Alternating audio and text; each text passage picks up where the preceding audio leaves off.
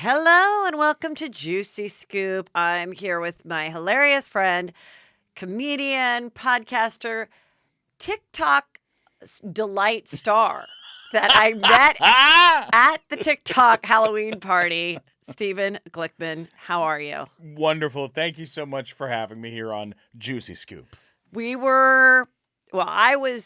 My husband, hands down, was the oldest person at the party. I was the second oldest. Oh, I'm right up there with you. I was like, what are we doing here? And then we were at this TikTok party and you're talking to these other people at the party. You're like, how old are you? They're like, oh, I'm 13 years old. And you're like, oh, weird. Nice to meet you. And then they're like, oh, I have 3.6 million followers on TikTok. All I do is post pictures of my favorite soda. And you're like, oh, kill me. Just kill me. Kill me.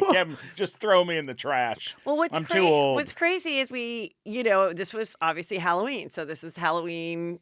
I think it might have been the actual Halloween night, right? Mm-hmm. Okay. And somehow we joined TikTok. Somehow my husband talked to somebody. We got invited to the party. And I was like, do you guys want to go? And they were like, no, I don't. And now they would have died. Yeah. Yes, my boys. Now they would have died. But back then they were like, nah, we don't want to go. And because now my younger son, Brandon, is very into TikTok. And one day I come home, because he's been home for 3 months not doing anything. And he's like freaking out. And I'm like, what's going on? He goes, I just got 200 more followers, but I'm pretty sure they're all bots. I don't know how this happened, Mom. I didn't pay for them. I don't know what's going on.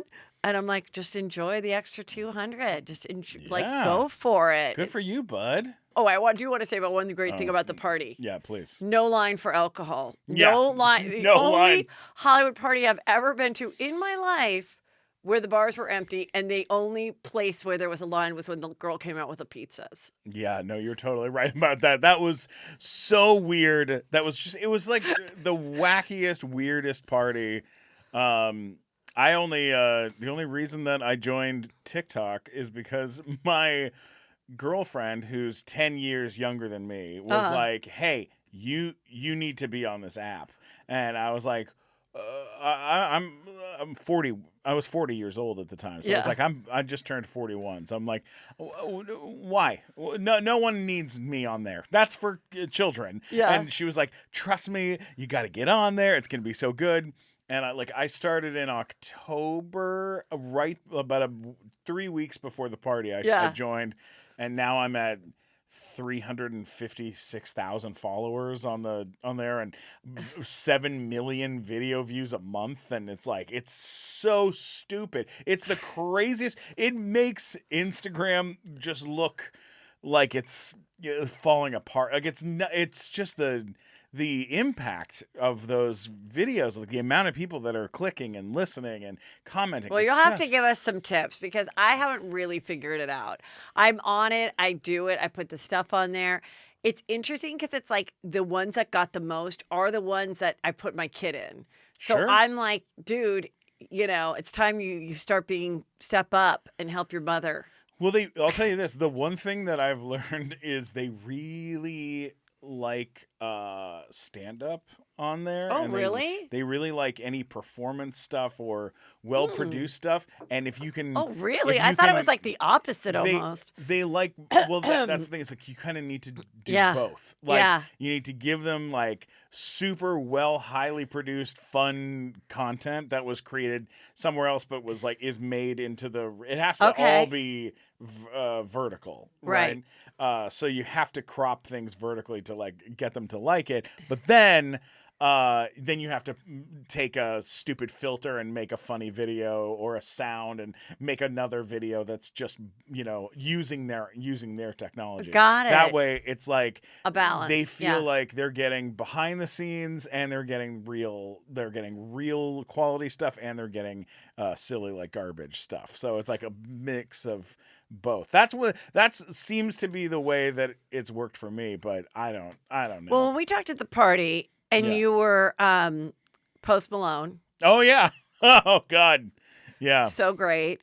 Which I I was kind of like, I'm pretty sure he's Post Malone, am I talking to someone who truly has face tattoos? Right. I was kind of like, but your name is your character from when you're on Big Time Rush. I mean, you go by that on TikTok. You go by the Gustavo. What is it? Yeah, my name on kind of. Tell me about Big Time Rush because I've heard of the show, but it was on a while ago, right? What was the story behind that? So Big Time Rush started airing about 11 years ago. Okay. On Nickelodeon, ran for 5 years. We did like 85 episodes, something like this, of the show. And what was your character? I played the record producer of the band. It was like a 4-guy boy band I put together, kind of like Lou Pearlman. You're Lou Pearlman. Well, I'm not, thank God. I'm not Lou Pearlman.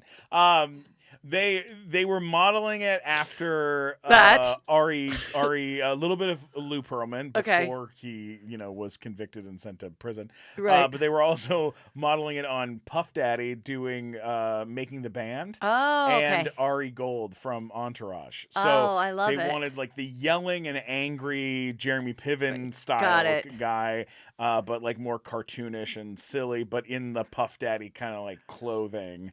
Like doing that type of stuff. So I wore like really crazy fun stuff and had this like boy band that I like helped turn into a thing, basically. Like I didn't really, I mean, I was just playing a character. But so you're a stand-up. You have a stand-up album that is out now for people to listen to, right? Yes, yeah. And what's we'll make sure we get all the info at the end. But I want to say, so were you doing stand-up and auditioning for things, or did the stand-up come after this show? No. I've been doing stand-up for like 16 years here in LA and New York. And so, yeah, it was like I had a manager and he sent me into Nickelodeon for general just to do animation stuff, to do voiceover stuff. Oh, okay. And then Sarah Noonan, who was the head of animation at the time, like casting for animation, she was like, they were trying to find someone for the part, and they couldn't find anybody to play this part that I ended up getting, and they'd gone through all their usual suspects and couldn't find someone, and so then they asked animation if they knew anyone, and they were like, oh yeah, bring in Glickman. And so I got to go in, and then I got cast on a Friday and started shooting on Monday, and they did it for how many years? 5 years. So when you started to do the TikTok, did you realize that you had this big following still, and that by using your character name, it helped like people get into you? Yeah, absolutely. I mean, look, the weird thing with the following with this show is that like it's it waxes and wanes. Like there was like a few years after the show was over. Like things kind of started to die down, and I kind of started to see like my followers kind of fall off a little bit, and things not be as active, you know. And I was like, all right, well, that's that, and I'll go and work on other stuff. And then I got to go work on some movies and do some other cool things, and it was cool.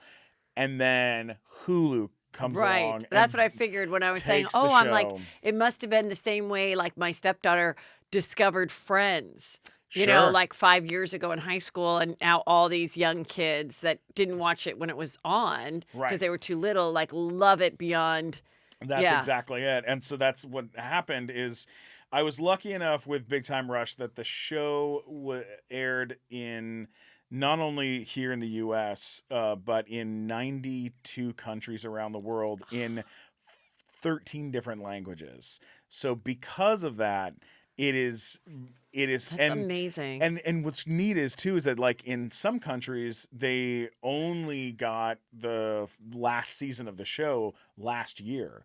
So there's companies that were playing catch up that were just starting to learn about it. So the fan base would be suddenly you'd have like 4,000 new followers, and you'd go, where are these from? And they're all Swedish or all from the Netherlands, and then a couple months later it's like boom, like out of nowhere, Thailand or Mongolia or what's some so amazing great about place, that is knowing enough about the business. Yeah, I'm sure this gig wasn't the highest paying gig. For people that don't know, Disney, Nickelodeon, certain network shows like that kind of work you to the bone, and you don't get paid a lot for you like bare minimum, SAG after minimum. And so it's not like you were on CBS, NCI, but NCIS, I mean, but then it's like, wow, who would have thought that then this show, because it is a scripted show, can live on for so long. And now I'm like, I mean, with your TikTok and it being all over, are you hoping to start doing some stand-up like in other countries? Because it'd be so great. I've never done stand-up anywhere else besides the U.S. and me too, I've and a little bit really, of Canada. That's it. Yeah, and I really haven't traveled that much. So I mean, I would love to like be able to go to like. I know in like South America we have like there's a crazy following from that show, and Germany and places like that, Australia. Like I'm like dying to go to other places. I've never been to London, and I know like our show was like the #1 teen show for years and years over there. And now all those teenagers are in their 20s, and I run into a lot of them because they all work at Starbucks and the movie theater and the what's it called, the gas company. That we've had we had someone come work on our gas at our home, and the guy was like,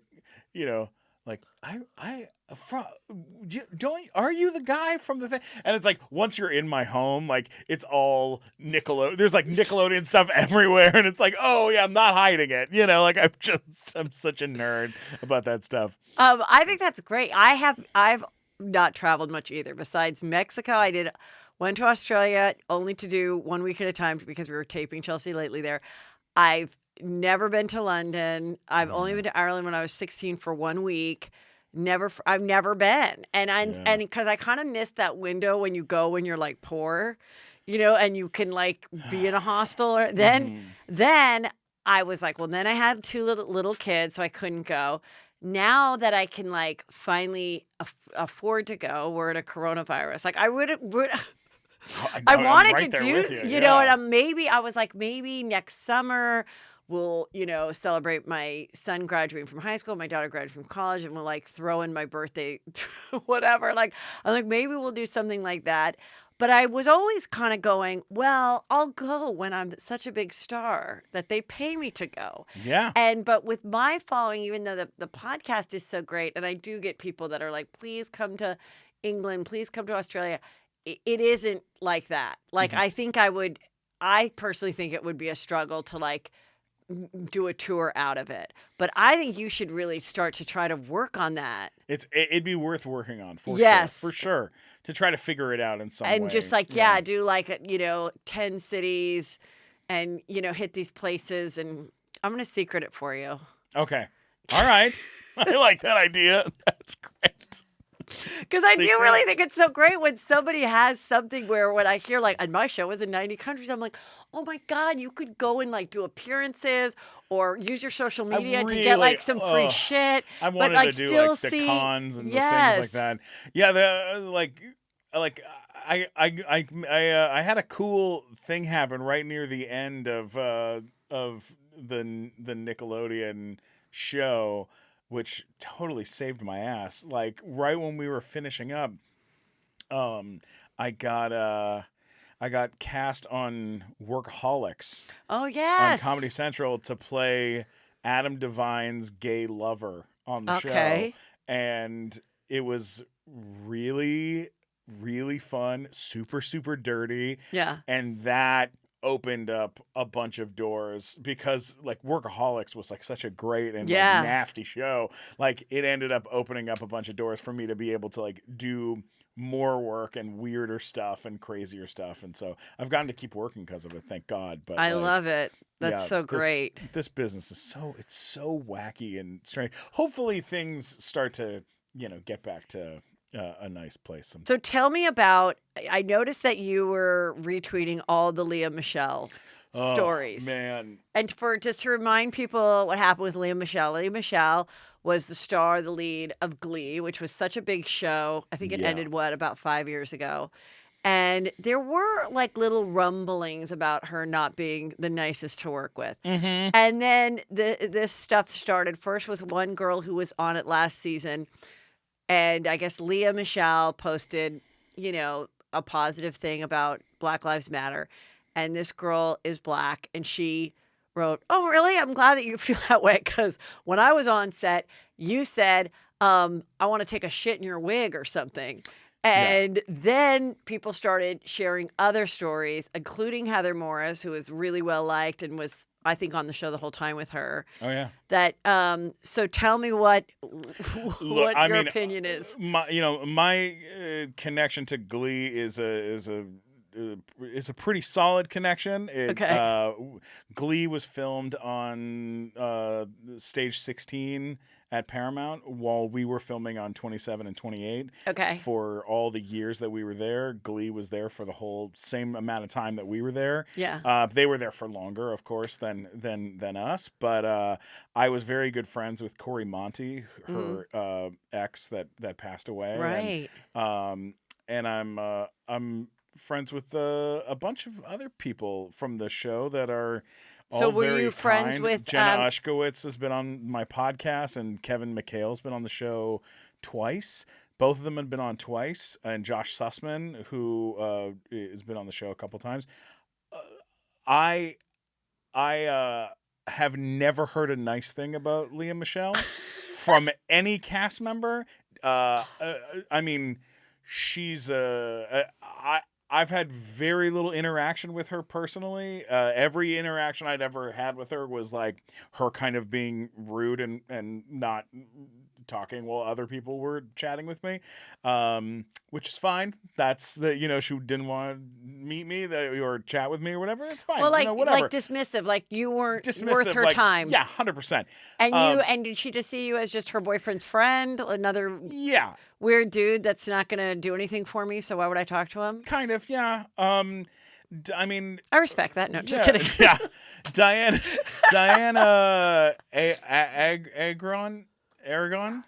Agron was on the show, and I believe Lea tried to have her written out or pushed out of the show.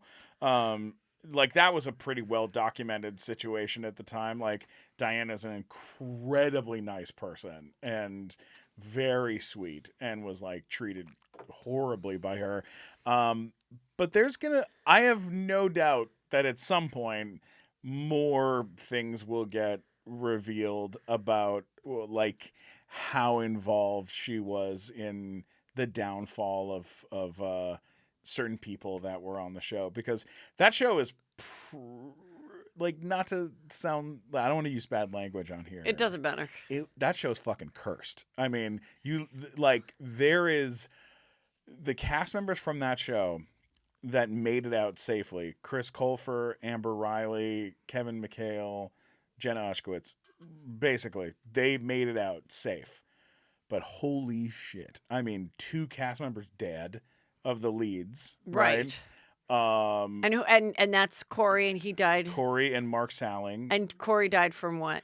A drug overdose. Uh-huh. He had recovered from being I don't want to say the wrong thing and say but I know that he had become he was a drug addict at one point in time. Okay. He had recovered, and then certain people that he was around were kind of pushing him kind of back into it, and then he overdosed, which was very, very sad, because he was the sweetest guy in the whole world. And I mean, but that's what overdosing is. It's a mistake. Yeah. It's a mistake, and sometimes it's a mistake a drug addict makes, and sometimes it's a mistake that a college kid makes that's just starting to experiment with shit. That's what's so scary. It's very, very scary. Yeah, no. Look, I mean, I think there's a girl that was on the show that has special needs, and she was I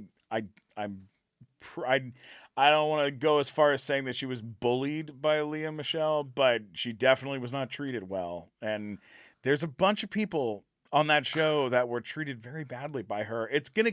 I have no doubt it is going to continue. Oh yeah, Naya Rivera had lots to say about her. What are some things that Naya said? I don't know. I'm not sure, but I know that she's. She could, but she said that she tried to get her off the show too. Oh, she tried to get. Naya in her book said that she felt Lea tried to get her off the show. But okay, so then I mean, she was like. So when he died, Yeah. were they together currently? Yeah. Oh, and and so she was just dismissive to you, but would he, as friends, ever reveal anything about their relationship to you, like guy talk or? Not in so many words, but you could just see like the change of his attitude and the way that he was as a person before they were together to after they got together. Like it just, she's a very hard personality. She's a super talent, like an insane super talent. But I think just,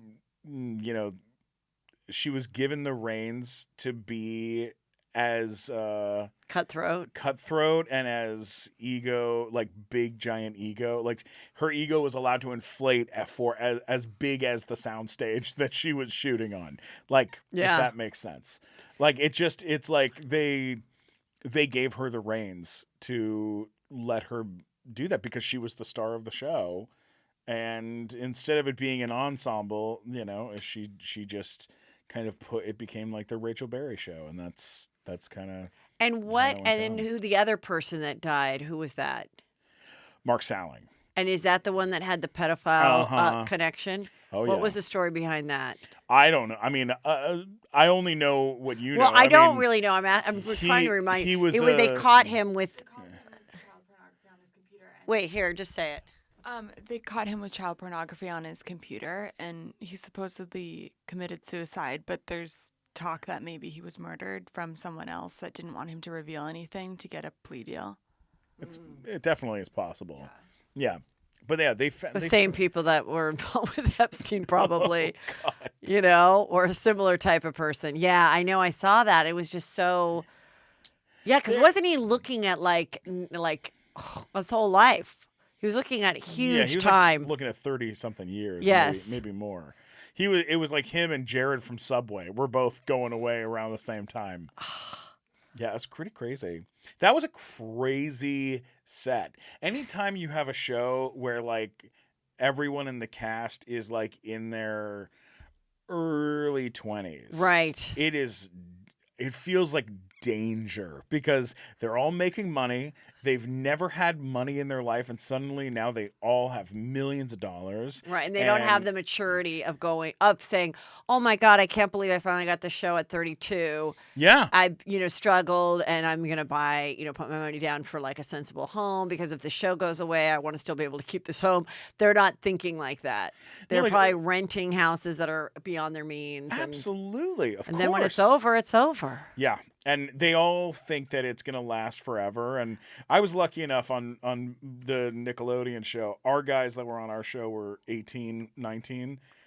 They were all pretty much level-headed guys. And like in like maybe our third season, some egos started to kind of blow up a little bit. But they were going and on the weekend, they'd go perform for 80,000 people. Yeah. And then they'd come back to a soundstage and get told to like get hit in the face with a fish. It was like, you know what I mean? Like you can like that's going to get weird at some point. It happens to anybody that does this kind of stuff. Selena Gomez and Miley, anybody who was like on a show and then was also becoming successful in the music industry at the same time. It's like there's going to be tensions and things and who is the guy? But they were fine. They did a good job. Who's the guy that and the shows that people thought, and there's been like YouTube compilation videos that he's like a perv and has a foot fetish? Dan Schneider. Mm-hmm. Totally. Do you know him or anything around that? I've never met him, but because he was a child star, right? He was a child star that was on. Was he on the show with Amanda Bynes? Were they on that show together, or he's older than that? iCarly. He did Victorious. But no, those he was directing and producing, right? Yeah, but he was a child star himself. Yes, he was, which makes the whole thing so weird because a lot of people believe there is a connection to, child stars, what they go through, if there's sexual molestation as a form to manipulate them, to keep them showing up to work every day. And then to then see him producing all these shows and clearly had something there's some weird. Compromising photos of Dan Schneider that are pretty creepy. Like, I mean, like there's like photos of him getting like back rubs to cast members and stuff that are young, and you're like, what is going on here? Like, how? It's pretty creepy. Well, with the foot thing, I remember this. So someone put it together of all the images of foot massages, foot jokes, zooming in on shows on the show, but on several shows with young girls and feet. Oh my God! What? Yeah. What do you mean even more? Creepy, like making young girls spray water all over their face. Oh yeah, doing really sexual things like that. But the foot thing, when I saw that, I was like, someone that's written on TV shows and jokes are beaten like a dead horse. I'm like, he could have a foot fetish, or he could just be really fucking lazy and know that constantly bringing up something with your feet, ooh, and then the whole audience would have to go ooh, and she'd be rubbing, so they'd be rubbing her feet or some feet joke, and it definitely was a connection. It wasn't just being a lazy writer. But I was like, geez, why has no one brought up the fact that, God, we've done this storyline about someone liking feet a lot, Dan Schneider. Dude. Yeah, maybe a little much, maybe move on, something. Yeah, when he got ousted from Nickelodeon, it was they just picked him up and were just like, get the fuck out. They're just you no longer work here. And that's it. And no one's heard from him since? Gone. Yeah, gone. He's not even on TikTok? Nope. God, I hope not. Oh, my dear God. No. He probably is on TikTok. He might be. Every day just watching people. Just being a creeper. He was at the Zoe 101 reunion 2 months ago. Oh, Kelly got it. Kelly's just coming up with that's a hot scoop. Wow. He was at the Zoe 101 reunion 2 months ago. I'll bring up this day. You know, when people say, I remember where I was when 9/11 happened, whatever. I remember where I was when we found out that Zoe 101 was pregnant. When Britney Spears' little sister, Jamie Spears, was pregnant. Wow. First season, or I think it was first season of Chelsea Lately. And someone's like, there's some rumor that she's pregnant. And everyone's like, no, she's not. There's no way. And she's having the baby. No fucking way. And then, they asked Brittany, and she's like, what? What are you talking about? I don't know what you're talking about. She's coming out of that was when she was always in and out of gas stations getting snacks with no shoes on. Remember? Oh, yeah. Great. That was a great time period. It was a great time period. So great. She had no clue that Jamie, her little sister, who was the star of this Zoe 101. And so when we found out, we were like, oh my God. And I remember the next morning, we made a sketch of what we reenacted what the office was like when we found out that she was actually pregnant. People are things are blowing up. People are jumping out of windows. We made it such a big deal because it was. Yeah. It was so weird. And that is and very, to think very that he weird. did that show too. Oh, so weird.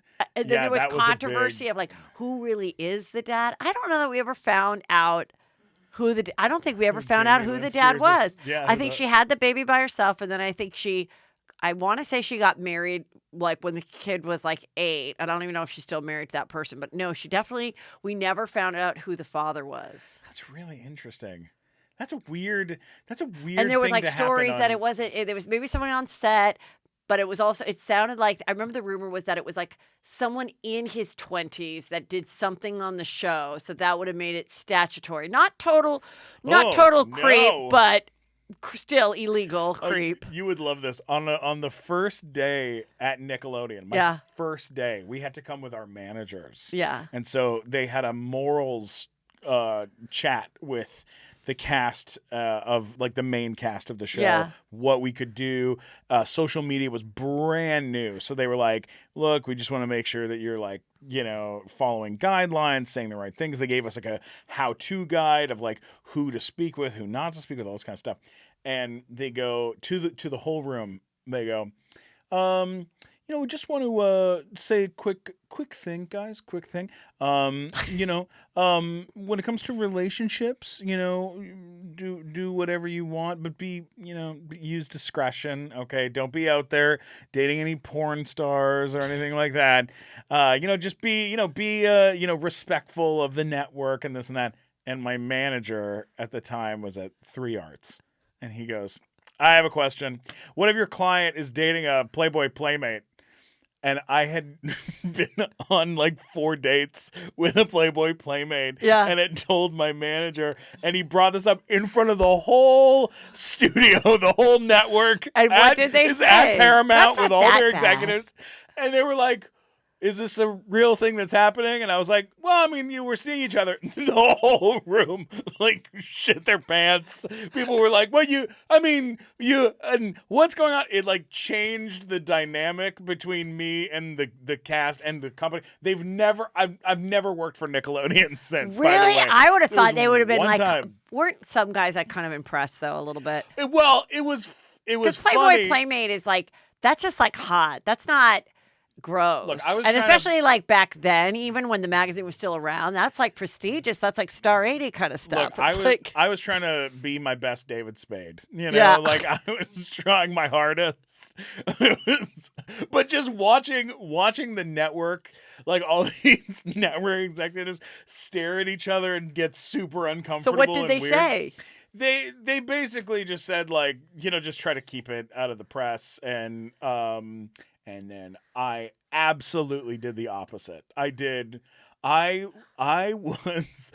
would go and get myself in front of TMZ cameras every single day of the week. I was so incredibly irritating, but I would go What- where were I'd your wear spo- t-shirts with my face on it and like go chat with them. I'd wear weird outfits just And where to, were like, your hot spots to be seen by TMZ? Oh my God, it was Boa was like the big one back then. Yeah. It's not as much anymore. Boa on Sunset, Boa the on steakhouse. Sunset was like such a big deal. Because they used to have the cameras there. Then they changed where you drive in or where you get picked up or something. That's why that got.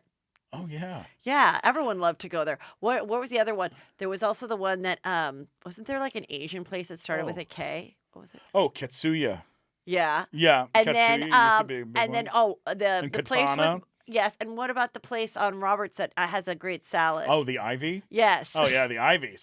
I still go to the Ivy. I love the Ivy. To be But- seen or just to no, get that just salad? to go and have salad and have a nice lunch. That's such a nice. It's outdoors. It's nice. It's the best. But the TMZ story that is like, it has stayed with me forever, and I have a good relationship with them. Yeah. Like, I talk to them sometimes when my podcast comes out. If we have like some real juicy thing, like I'll call and go, "Oh, do you like this?" And that.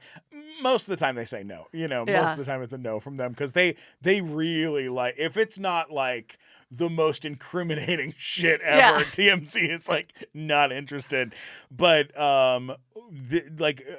was on JDate, the Jewish dating service. And I was, some girl wrote me and was like, "Is this Stephen Glickman?" And I said, "Yes." And she said, "Are you the guy from that Nickelodeon show?" And I said, "I am. Nice to meet you. Where do you, what do you do?" And she said, "Oh, I'm a reporter at TMZ." And I said, "Oh, I love that show. I watch that a lot." And she was like, silence. And I was like, "Oh, that's weird."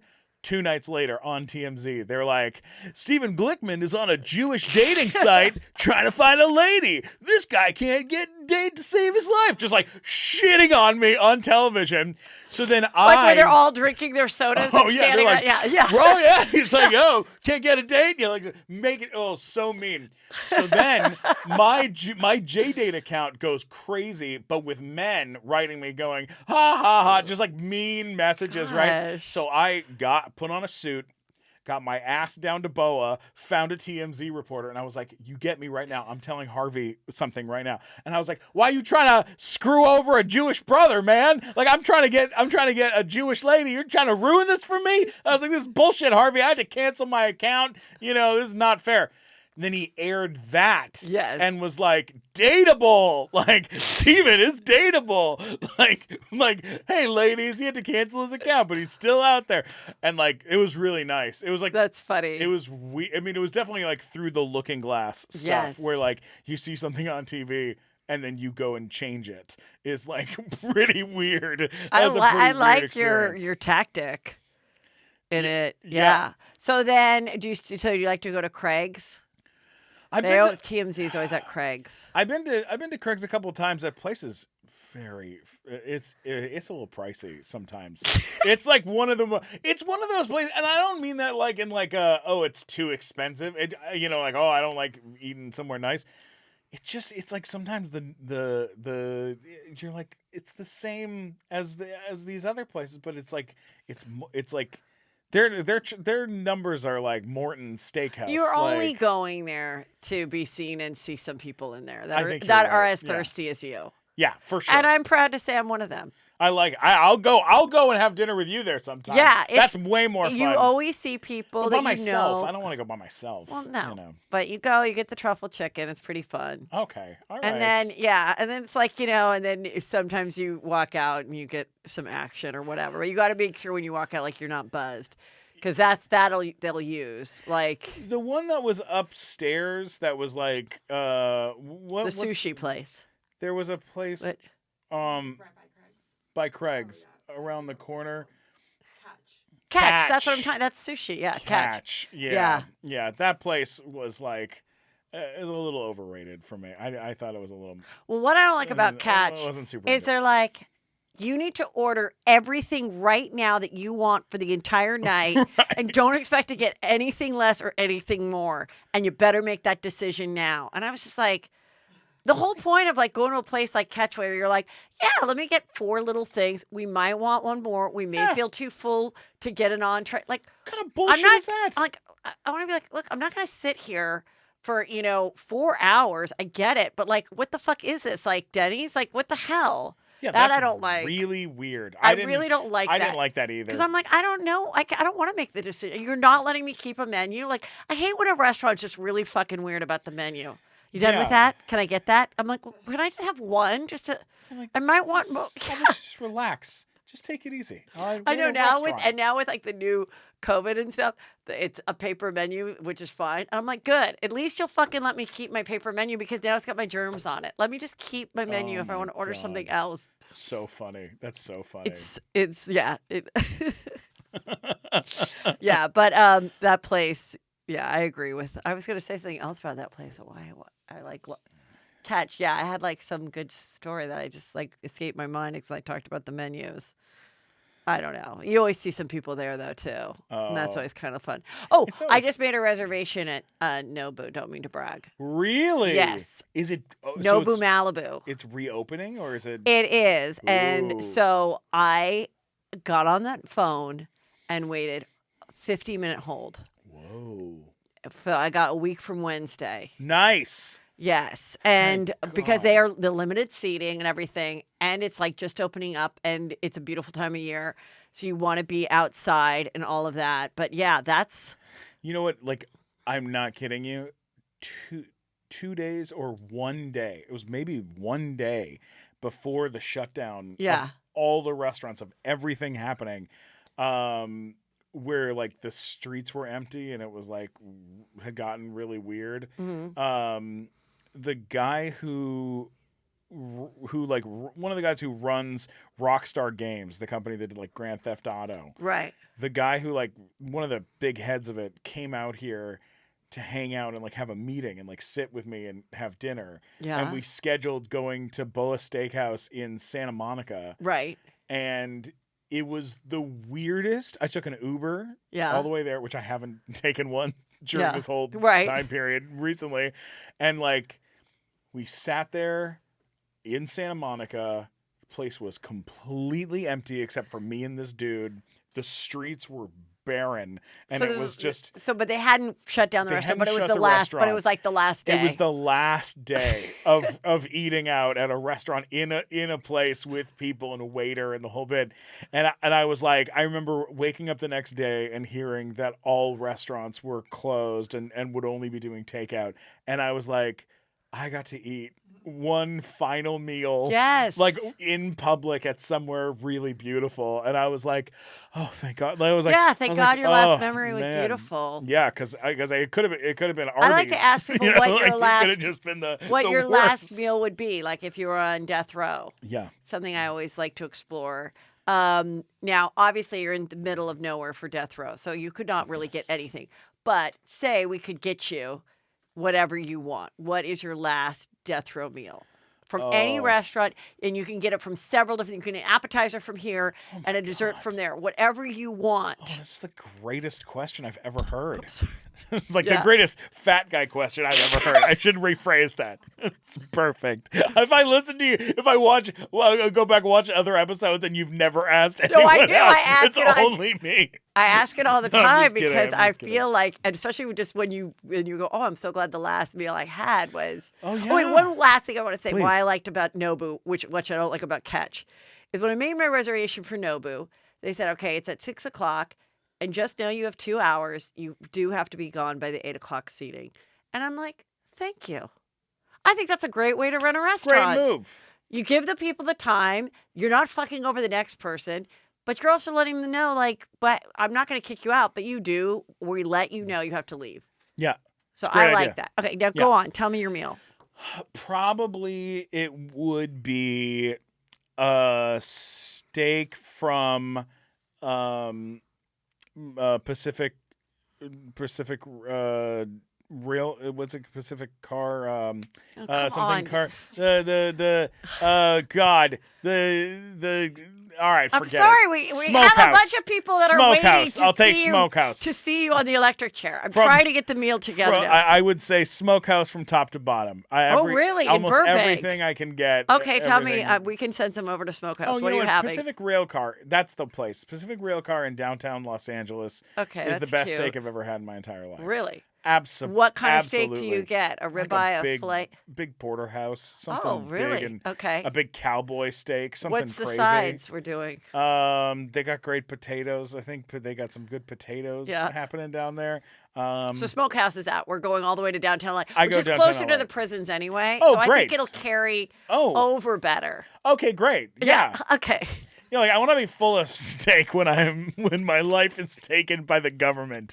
That's So steak, potatoes. Are you doing any vegetables or fuck it? Oh because, yeah, I or- say broccoli, and I like some nice steamed broccoli with some salts maybe on top. Yeah. And Brussels sprouts with balsamic, little balsamic. Do you do Brussels bacon or sprouts. no bacon on No that? bacon. I'm a Jew, so I don't. Okay, Need any of the all bacon. right. Sadly, because Okay. I've had bacon once. It almost turned me Catholic. It was that good. Really? It was like too good. I had to call my mom and just be like, I had bacon. But where did you cheat on Judaism with bacon? I went to a friend's Thanksgiving and they made stuffing with bacon in it. Did you know there was Did bacon? not know, and I And ate. how many bites were you just? Oh, a plate full. I ate like a huge amount of stuffing full of bacon, just going, this is the best bacon. I was like, this is the best stuffing I've ever had in my life. And then I turned to my friend. I was like, what are you doing? What's the spices? And he was like, it's bacon. Bacon's in there. And I was like, oh yeah. So Oh, you yeah. so That's what okay, it so was. you were like a was the real observant Jewish person growing up.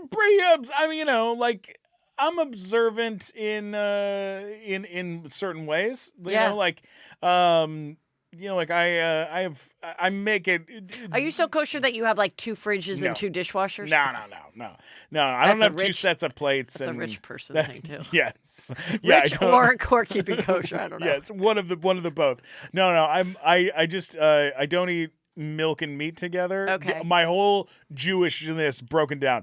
Don't eat milk and meat together. I don't eat pork. Don't eat shellfish. So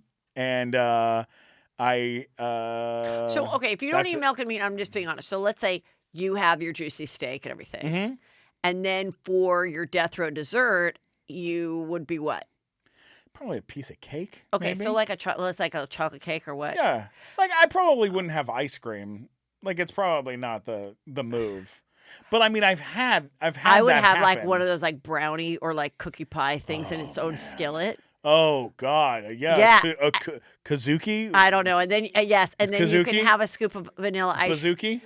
So then if you I know have way too much about cookies. okay, wait, then if you have vanilla ice cream on that, and maybe you even the cookie's so good you want like a cold glass of milk. Can you not?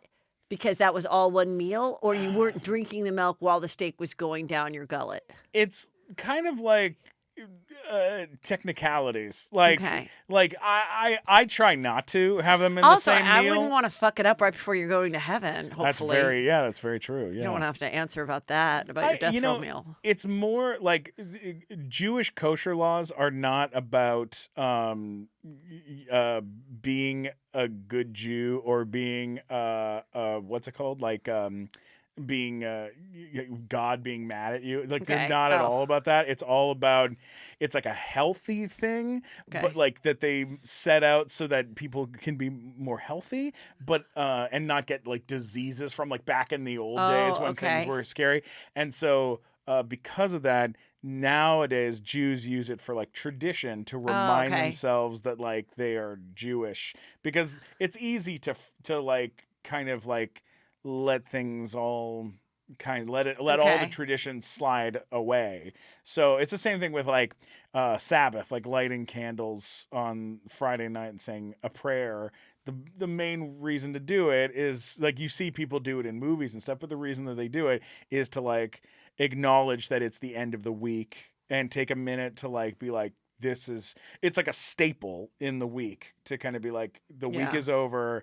Hopefully next week will be better. Thank you for anything that happened this past week that was good, or pray for things pray for the health of people. And so you were on J-Date. Have you always with the Playmate Jewish? No, my girlfriend's not Jewish. I've dated literally one Jewish person, I think, in my whole life. So when you went on the J-Date, you were like, let me just try to find where all the Jews are. Trying to figure it out. And TMZ ruined it. I went out with one Jewish girl because of J-Date, and it was not for me. It wasn't great. And your mom doesn't care that your girlfriend's not Jewish? Not really. I mean, I think like we have people in my family that are married to people that are not Jewish, and their marriages are fantastic, and and it's worked out really well for them. My sister's married to a Goldstein. Oh, great. Michael Goldstein is the greatest guy ever. I love it. I think like integrating different people's histories and stuff together is very important for like people to grow and stuff. If it's all the same all the time, I don't think that that doesn't always really help. I think as long as you're like on the same page about it going in, I think it's only a problem with like when someone agrees, yes, we're going to raise the kids this way, and then they like change their mind, or they become super religious and they weren't before. Right. Then the other person's like, well, what happened? You know, like, my husband's not religious, and he's, and I kind of thought he would become more like into going to church with me.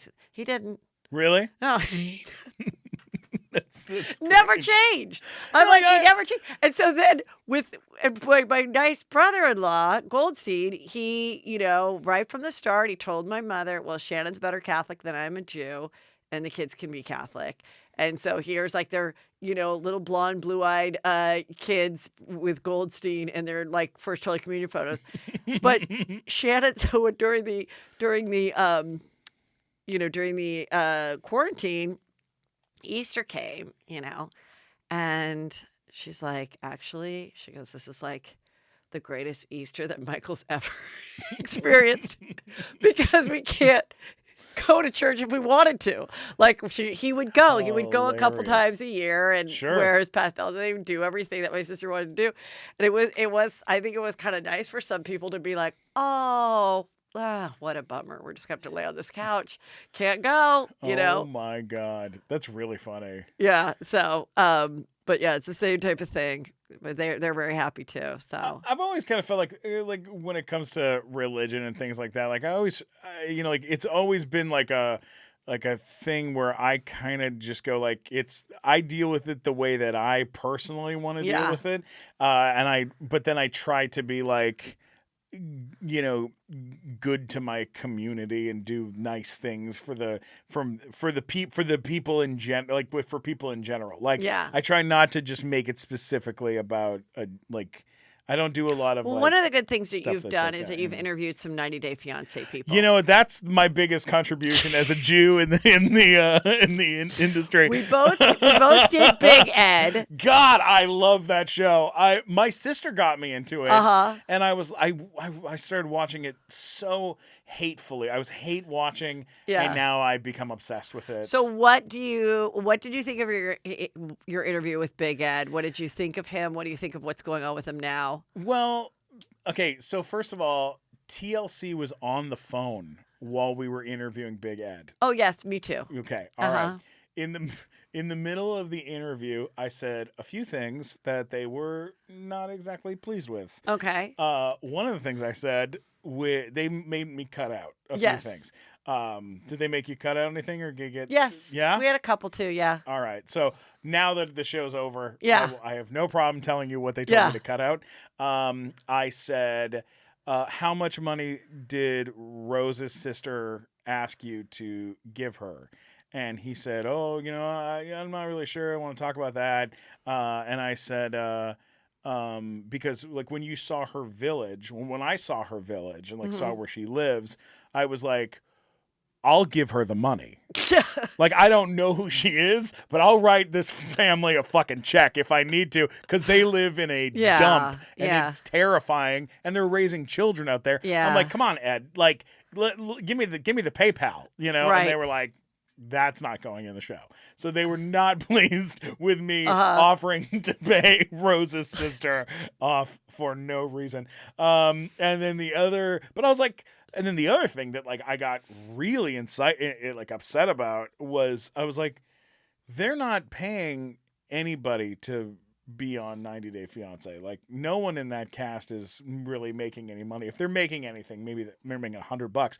But Big Ed said that he paid out of pocket for all his flights, and he paid for his hotel and all his stuff. Oh, wow. And I was like, yeah, that's fine when it comes to Big Ed, because Big Ed lives in San Diego and he has a job and a company, but they should be giving some sort of stipend. TLC should give some kind of stipend to people like Rose, who could really benefit from having money, an influx of money for being on this show. I think each case is individual. I think too. If they wanted Varney or Varna, whatever her name is. Varya, yeah. Varya, I think they definitely paid for her that flight to come back to see him. I think they were like, do you want to see him? And she was like, yeah. And they're like, well, let's do it in 2 weeks. We'll cover it.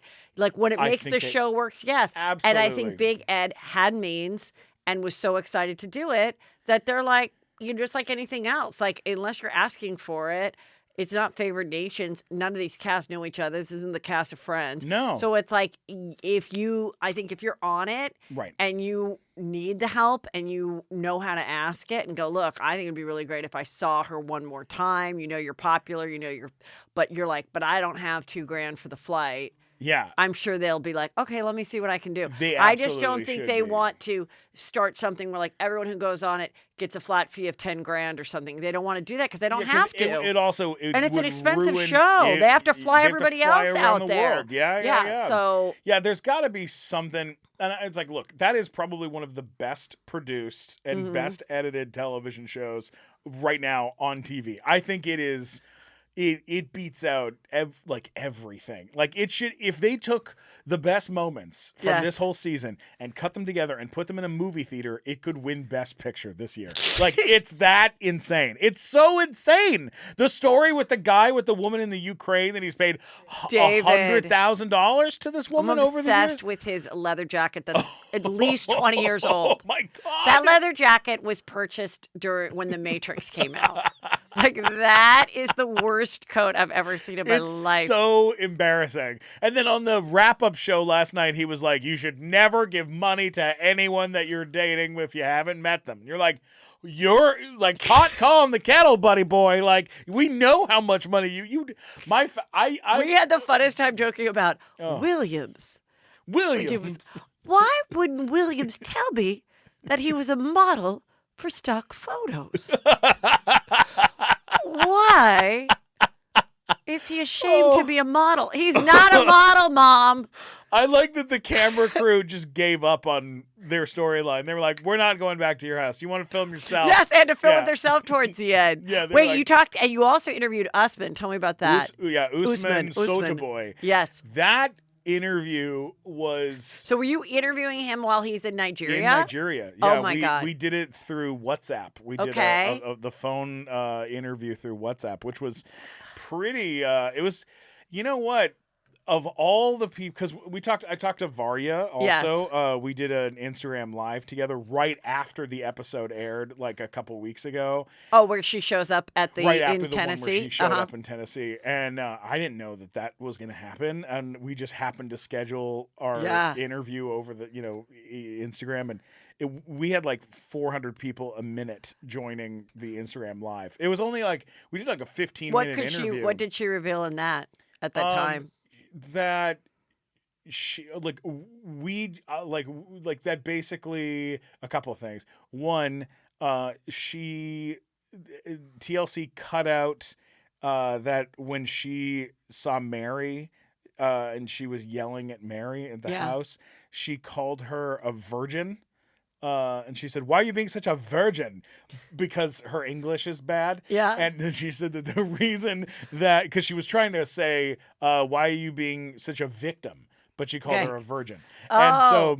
And she said that the reason that her boyfriend on this Jeffrey is always smiling is because most of the time she's screwing up her English and making him laugh with like all the things. So she's like, they're constantly showing him looking like he's laughing. Where are they right now? Do you know? Are they together or not? I think that they're still together. Like around I got the vibe from her that like, and you probably couldn't ask her about the criminal record that came out post about him, about like the accusations that he'd had like domestic violence and stuff. No, I didn't ask about that. I asked about I first of all, I'm Team Varya. Yeah. I'm not a fan of Mary. She's adorable. She's very nice. Yeah. She's very nice.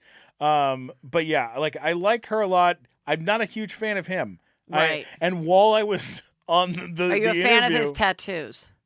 I have not. I don't know. You don't know how ugly his tattoos They're are? bad, right? They're bad. Really, they might have been prison tattoos. I mean, they were like not good work. They were crazy. Yeah. He had like a long eyelashes coming off of his nipples. What? I'll show them to you. Oh, please show that to me. Yeah. That's horrifying. Because he's adorable otherwise. But Yeah. the tats were the horrendous. Well, while I was chatting with her, I was like, you can do better than this guy. This guy is such an ass, like he's like what kind of guy like doesn't make horrible choices. Like the guy didn't tell her for all this time that he had been in prison, and he's giving her shit about stuff. It's like like one thing is way more, his stuff was way more serious than her stuff. And while I'm doing this, he starts commenting on the Instagram live saying and being what? like he was like, tell this guy to mind his own business. Hey Varya, tell him to mind his own business. I think he's got a temper. He was not happy that I was shitting on him on Tell Instagram. me about Usman. But Usman, so I kind of went in with when it came to him, I wanted to know a couple things. A, what was his childhood like? Because I have no idea what it was like growing up in Nigeria. Right. Like, I don't know what that would be like, right? And I wanted to know if there is a chance that there will be a Sojaboy duet at some point. So why shouldn't there be? Why wouldn't there be? And then, of course, asked him about Lisa. So when he started talking about his childhood, two interesting things popped up. One, him and his brothers, his mother, when he told them that he didn't want to follow in their footsteps and do the work that they do, and he wanted to be an artist and a singer and musician, like everyone thought he was out of his mind and like thought it was crazy. And like no one supported him and his family, that was his dream. And by being on 90 Day Fiance and performing live on the show, that actually made him the thing that he's always wanted to be, which is like a famous singer in Nigeria. Did you ever get to be like, come on, clearly you went after this woman so that you could come here, and then when the TV thing came on, you knew like you had to keep it going because your dream is to be a performer, and he's smart enough to know. He's obviously very bright. I mean, speaks perfect English. Yeah. And well, he also said that he would. I tried to get him to talk about Lisa, baby girl Lisa. Yeah. But like for the moment, he just kept saying the relationship is in a very bad place currently, and that she kind of catfished him a little bit in her pictures and in the way that she presented herself before she arrived. But he wouldn't like shit on her. He wouldn't say like, oh, she was, this, or she looked she was, like, he wouldn't make fun of her, but he was like, when she showed up, it was not the person that I thought I was meeting. But like but the thing that like caught me off guard was his 2 younger brothers, 2 older brothers, I believe. Oldest brother is a police officer in Nigeria. Second oldest brother is a soldier. His younger brother is a soldier, and his youngest brother was a soldier who was killed by Boko Haram, the terrorist group in Nigeria, during the big incident where they stole all these women. Yeah. And his brother was one of the soldiers from the Nigerian army that like went in and was killed in the attack. God. So that I was like, it's just stuff like that just takes it right out of you. You're like, this is some real stuff. Like, this guy's been through some serious shit in his life. And, his story with her was like probably my favorite story for the whole season. Oh, yeah, me too. Because you can tell she's pretty awful. She's just awful. Someone posted her high school photo, and it just was like, of course this is her photo. I mean, she looks 50 years old in the high school photo. It's hilarious. It's the funny. She looks like Barb's mom from Stranger Things. Yes, it's not okay. She was 50 at 18, and she's 50 now. Oh yeah, or she looks older than 50, but and. Yeah, so she's rough, dude. She's a rough lady. She's my favorite. She looks like she works at the DMV during the day. Like, she's got that me and Usman, we're gonna get together. It's gonna be real good. And you're like, this is a tough lady. That lady could change a tire faster than me. We've been through. Wait, we're not gonna just throw it away. We've been through a lot. Through a lot. We're gonna make this work, me and Usman. You're like, oh, I'm with my husband. That's bullshit. Like, she's just so demanding and awful. Yeah, it was pretty awful. But she was married a few times, so it's like she obviously knows how to hook them. She knows what she's doing. And I guess it's that no condom sex. Remember that? She made a big deal about that. Yeah. And I was like, oh my God, he's never had sex without a condom. Thank God. He's being taught, AIDS is rampant. And, and she's like, it's going to be great for him. This is what's going to hook him. And he was like 70. Yeah. I'll give it a 70. He goes, it's like a C. You got like a C. Right? The C on the sex. Yeah. They're like, C on the how sex. was that bareback sex with baby girl Lisa? And he's like, Yeah. It's basically a pass. But he would be really sweet to her in person. Like, there was times where I was like, could this be real? Like, when he'd hug her, and then when she put on that wedding dress that his friend made her. Oh. And there was I was like, and then I'm like, Heather, no, this is never going to work out. But there was this part of me that I was like, maybe there is something here. I don't know. It's really hard to tell. That was the weirdest of all the relationships. That was the one where you were like, how is this the best couple? What is happening here? Because, the rest of them, Big Ed's relationship was just a complete nightmare. Yeah. And you know what I learned from watching this show from beginning to end, every single moment of the show, is that, and this is a good thing for men to know, is that if you're not able to get a woman to be interested in you here in in your country or in your home country. If you fly to the other side of the world to meet a woman, you're still going to be bad at it. Like, it's not like you suddenly get better. Like, all of them are terrible at talking to women. They all have no game. They're awful at it. Like the guy from Australia with the big crazy eyes with the girl. Ash. Every single thing that Ash did throughout the whole thing, everything that he said, the guy was so creepy and weird and said all the wrong stuff. And you're like, it doesn't matter how far you fly. You're still going to have no game. Like, but I see how even with the, Lana, even though that was like she was tricking him. But I was like, when we were watching it I was watching with my son, he was like, wait, Lana was catfish too. Because the photos that she was looking at was like 10 years prior. He's in front of a Ferrari, not an RV, stuffed with unicycles like he wants. Like, I was like, it wasn't. And then when the way he was like, about the unicycles. And then when he would hug her, and I was just like, I was trying to explain to my son, like, why that's creepy. Like, why? And he goes, yeah, it's, and just having like a young guy, like my boys, like recognize, like, yeah, and you don't see it right away. That's the thing. Yeah. As a girl, you think, oh, he's cute. Ash is cute.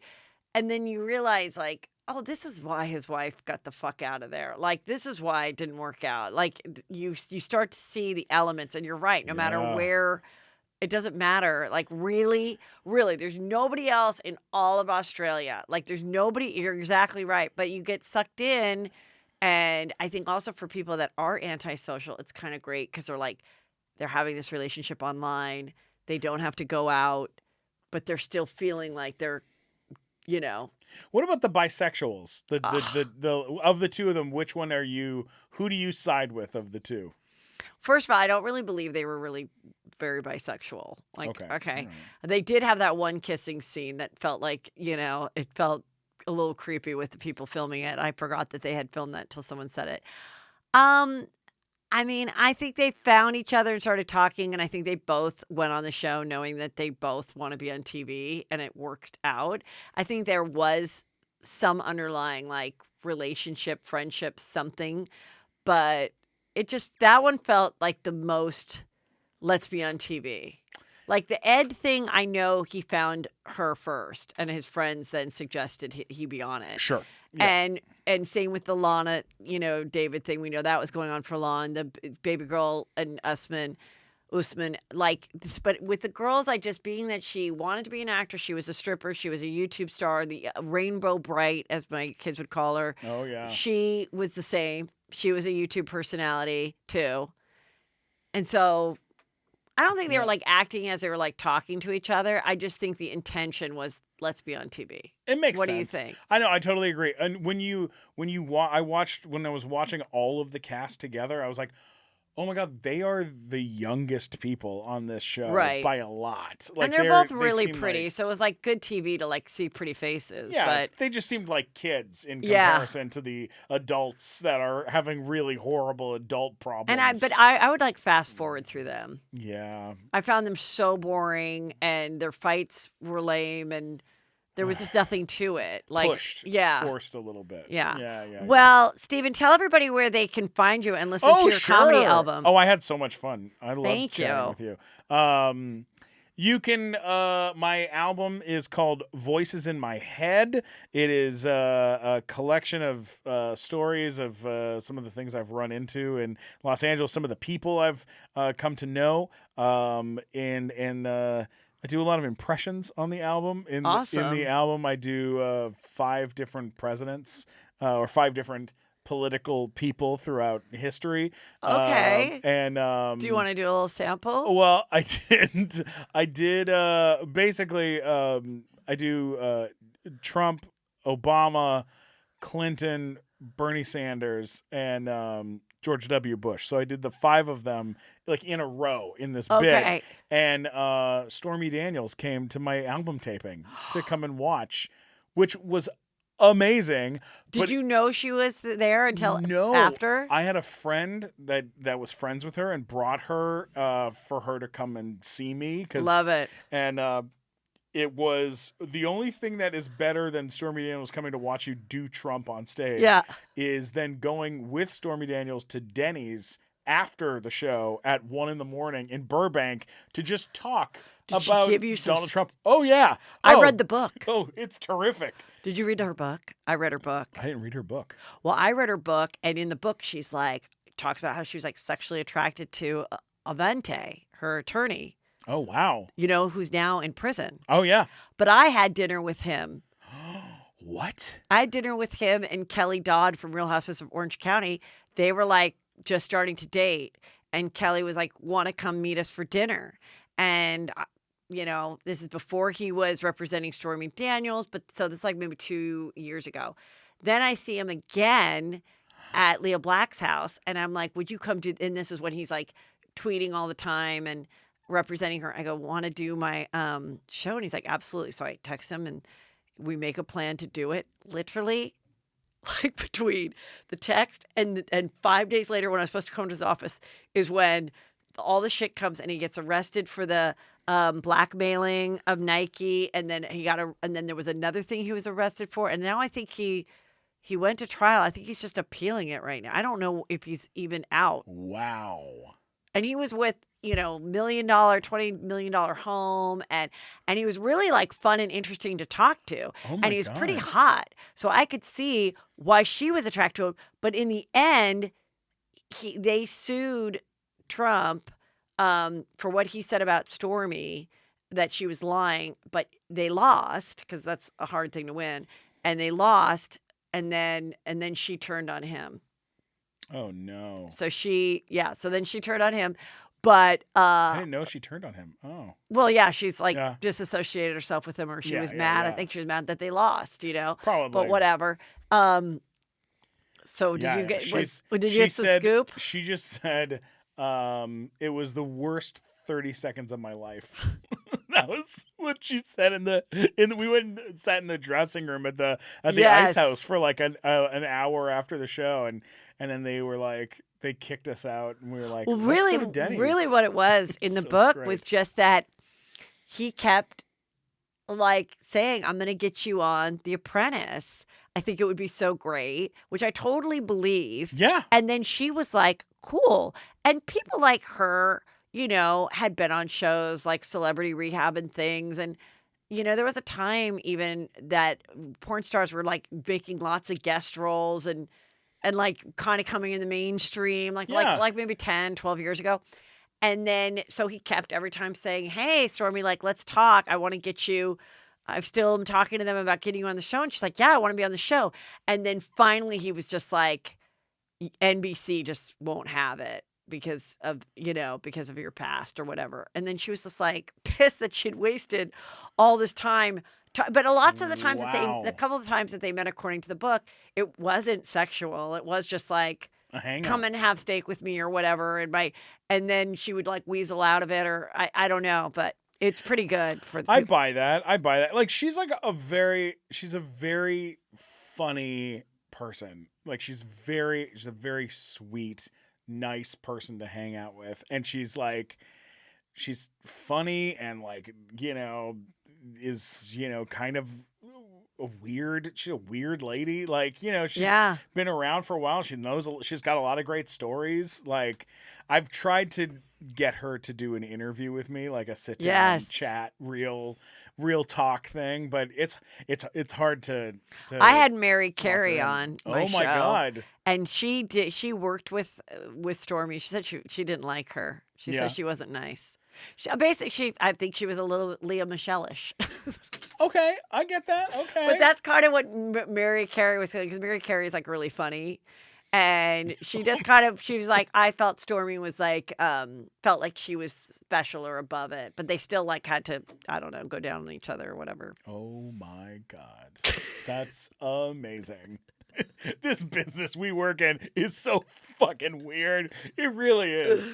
It's so strange. Thank you, everybody. Check out all his stuff. Follow him on everything. Yeah, and if you get a chance to, the Nighttime Show podcast is on iTunes and all the places and stuff, and you can listen to that. We're at, I think, 178 episodes in. Good. Coming up on our big 200th, and God, hopefully we'll be back on stage, because we usually do our show live on stage, so we're we're missing that a lot right now. So we've been doing them all over like, WhatsApp and things like that. But it's so hard. It's so much nicer to be in person like this. So thank you for letting me come out.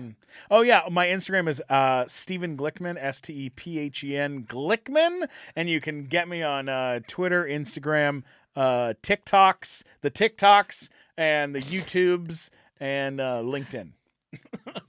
You really? I'm plugging my LinkedIn. Hit me up on LinkedIn. Please don't. Please don't. My God. Every day. These fucking people. Would you like to join my connections on LinkedIn?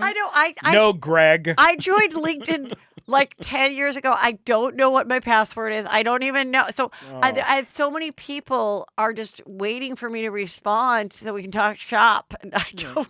You're like, I don't want to talk shop with anyone. I won't know how to do that. So if you're one of the people, just don't be offended. Yeah. Thank you so much. Thanks again.